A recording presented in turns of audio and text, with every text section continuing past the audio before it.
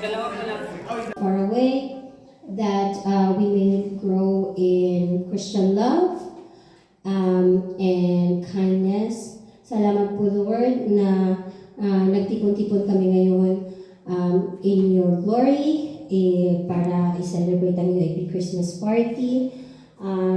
Sana, Lord, ay bigyan niyo po kami ng lakas, ng loob, ng good health, at and the friendship, makontinue po sana namin ito para mapag-grow pa namin ang UAP. Thank you, Lord, and then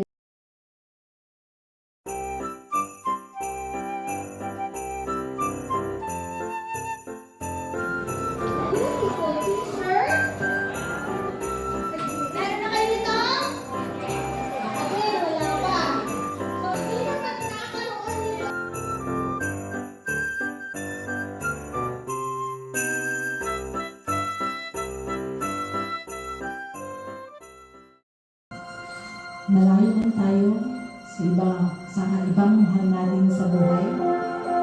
Pamilya, magulang, kapatid, kaibigan, mga hindi na natin kakapiling, bigyan din natin ng halaga ang mga mahal natin sa buhay na kasama natin. Lamig man ang sa paligid natin sa mga panahong ito, naway balutin tayo ng init ng mga alaala ng Pasko ng daan. Bigyan sana tayo ng lakas ng loob ng mga masasayang kwentong Pasko ng ating buhay upang itaguloy ang ating mga pangarap.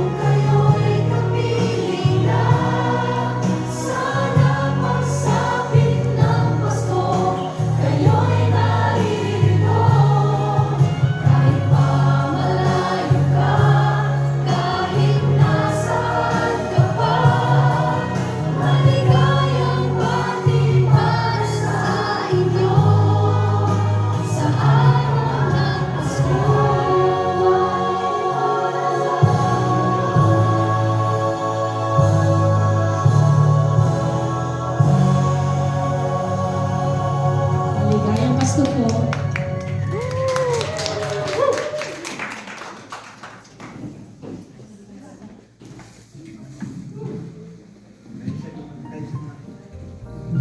I think it's gonna help us, like with our different Christmas stories, our favorite memories back home.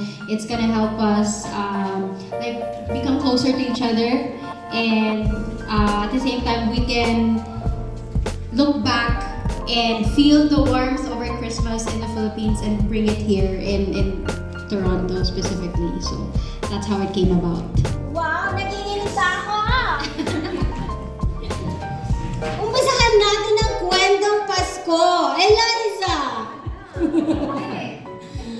So, those who don't know, I asked for pictures sa mga kung sino man officers, non-officers, yung mga nandun sa Facebook friends ko.